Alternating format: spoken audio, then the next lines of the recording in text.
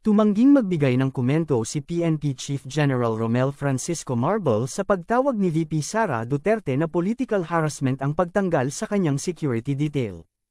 Maaalalang, inilipat kamakailan sa National Capital Region Police Office ang nasa 75 tauhan ng Police Security and Protection Group na dating naka-assign para sa pagbibigay seguridad kay VP Duterte.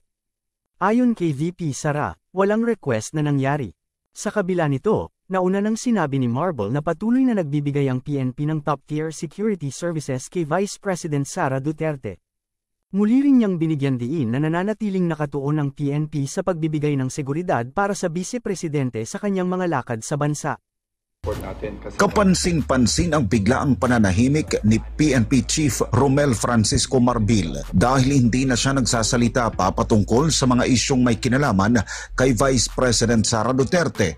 Kasunod ito ng inilabas na open letter ni VP Sara na kumukundi na sa pangaharas ng PNP sa Vice Presidente. Una na rito ang walang paalam na pagtatanggal ng 75 na police personnel sa tanggapan ni VP Sara, pagsisinungaling na walang banta sa buhay nito at tila surveillance sa kanyang pamilya. Sa panayam sa tagapagsalita ng PNP na si Police Colonel Jean Fajardo, hindi na raw sasagutin ni Marbel ang issue dahil nakatuon na ito sa pagtulong sa mga biktima ng nagdaang kalamidad. Sa ngayon, ani Fajardo, mas pipiliin na lang ng PNP na resolbahin ang issue sa tahimik na pamamaraan.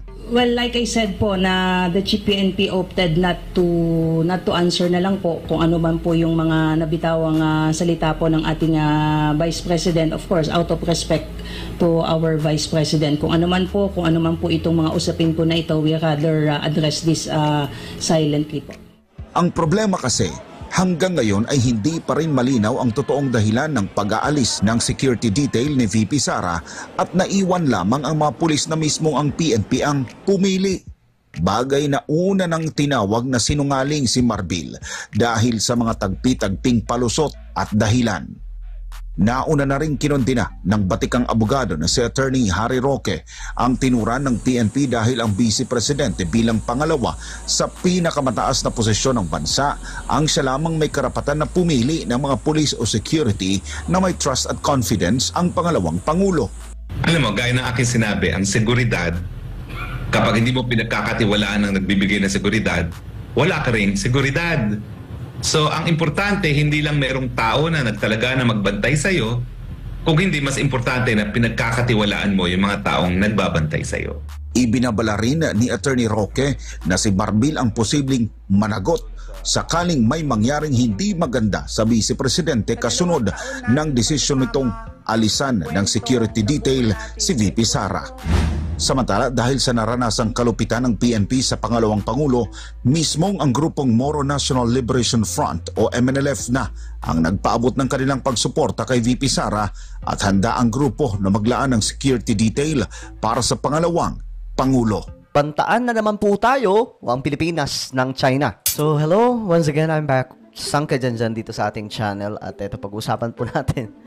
Itong China na naman mga sangkay na nagbanta sa Pilipinas. Ewan ko ba ano ang meron mga sangkay sa usapan ng Pilipinas at China na ito na naman. Akala ko okay na eh. Pero bigla na naman pong nagbanta. Sabi ko nga mga sangkay, hindi po maayos kausap itong China. Ngayon, medyo humupa ang tensyon pero nagpasabog na naman po itong China ng matinding mensahe sa Pilipinas. Talagang nambubuli, no? Feeling malakas po talaga sila.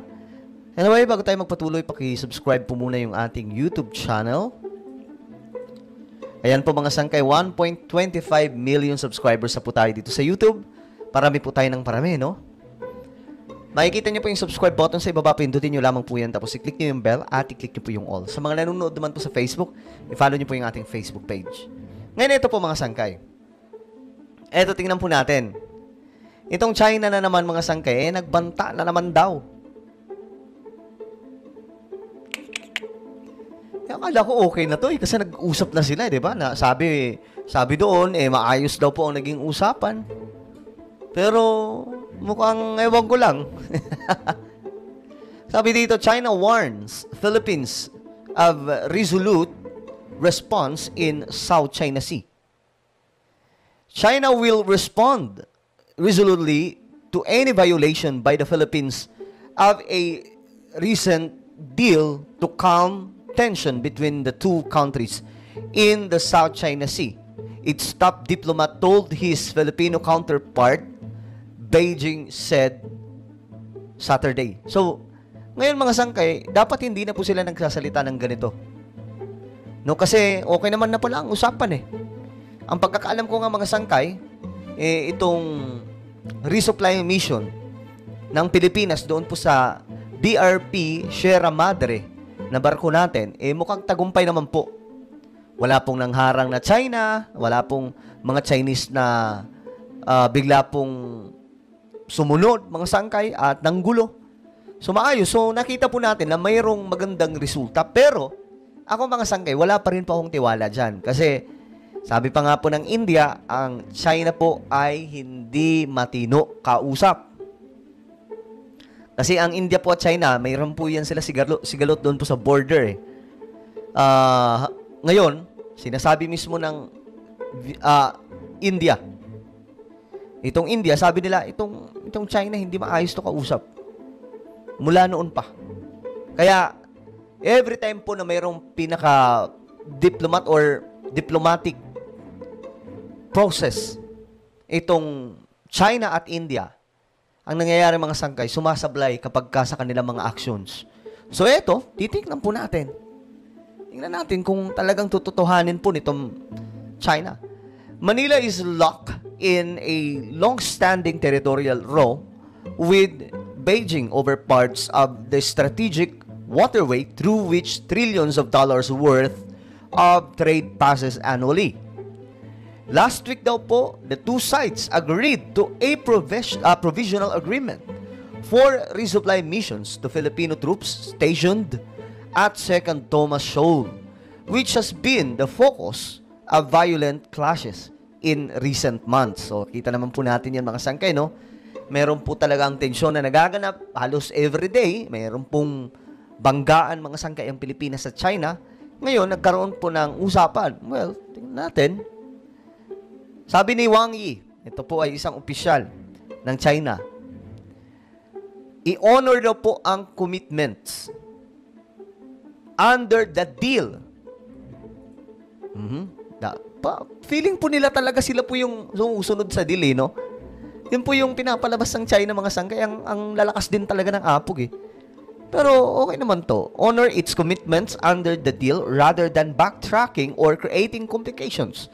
According to a readout of his meeting with the Philippine Foreign Secretary Enrique Manalo. Well, tingnan po natin mga sangkay. Ito, dapat ang Pilipinas din po magsalita tungkol dyan. Hindi lamang po China. Kasi ang dating tuloy, parang tayo po ang nanggugulo dyan sa West Philippine Sea. Sila naman talaga eh. Itong China naman talaga. So, tingnan natin mga sangkay, dapat ang Pilipinas din, magsalita din sila na i-honor ang kung ano man ang usapan na ginawa ng Pilipinas at China, mga leader. Kasi, wala. Patuloy lamang po na magaganap ang sangkay yung mga sigalot na ito kung hindi po aayos itong China. Kasi sila naman po talaga yung pampagulo dyan eh. Sabi dito, otherwise, China will definitely respond resolutely. Ayon po dito sa mataas na opisyal ng China. Wang also warned the Philippines against deploying a U.S. missile defense system. Sabi dito, if the Philippines introduces the U.S. intermediate range missile defense system, it will create tension and confrontation in the region and trigger an arms race. Pero ito naman mga sangkay, may punto dito ang China. Wag na po kasi talaga ang Amerika yan na lang. Andiyan naman po yung Japan eh. 'Di ba? Wag nang makigulo yung Amerika kasi ang nangyayari tuloy nung nagdala po sila dito ng missile system, 'di ba? Nabisto nga po ng Russia. Ngayon ang Russia nagalit. Sabi nila, sige, kung ganyan yung Amerika, magpapadala kami ng mga short-range missile sa iba pang mga kakampi naming mga bansa. Magsusupply kami. So, ngayon, mga sangkay, parang nadamay tuloy ang Pilipinas. Eto, sabi lang naman ng China, wag na wag kayong maglalagay ng missile defense system ng Amerika. Kasi magki-create ito ng mas malaking tensyon at confrontation sa rehiyon at magti-trigger ito sa isang matindi pang conflict. So which is ako mga agree sa point na to. Sabi dito, speaking to reporters late Friday, si Enrique Manalo, ang ating foreign secretary, ay umaasa daw po.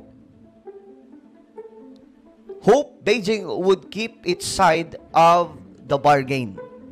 Well, magkakaalaman yan mga sangkay sa mga susunod na araw. If the parties, sabi po dito ni Manalo, if the parties implement, we hope China implements the agreement, then we'll be able to resupply our military personnel to the ship without any obstruction. So makakapag-supply sila doon ng mga kung ano man ang pagkain, mga sangkay, and ang ayaw lang po ng China na mag-supply daw po tayo doon ng mga kargamento para po ayusin o i-rebuild muli ang nasirang barko.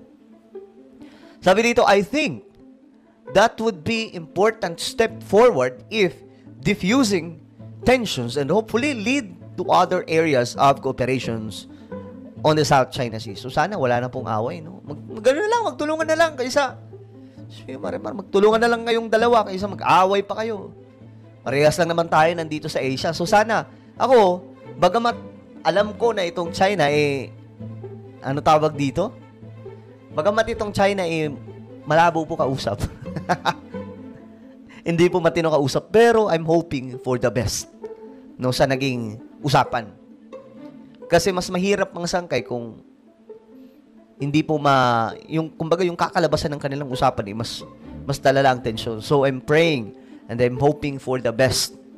Na sana hindi na po umabot tayo sa punto mga sangkay na magkakaroon pa ng mas malalang escalation dyan. Ngayon, ang Amerika, ayon po dito, bumanat daw po sa China. Ayan po. Blinken hits out at China as Beijing warns Manila again. Kasi nag-warning ito nga po, ito yung warning ng China. Ngayon, ang Amerika, hindi po nila nagustuhan yan. Siyempre, mga sangkay, babanat po talaga yung Amerika dyan. Kasi nga, kalaban po nila yung China eh. Diba? Ngayon, ako napangitan lang talaga ako na nagwa-warning ng ganito yung China. Nag-usap naman pala talaga. So, sana hindi na po nagwa-warning ng ganito. Kasi, nag-create lamang po tayo ng ng tawag dito, fear sa sambayan ng Pilipino. Nag-usap naman pala. Maayos naman ang naging usapan na kapag hatid po ng resupply ito mga kasundaluhan natin sa BRP Sierra Madre na barko. So, sana yung wala ng ganito. Hindi yung nagwa-warning pa. Yan o.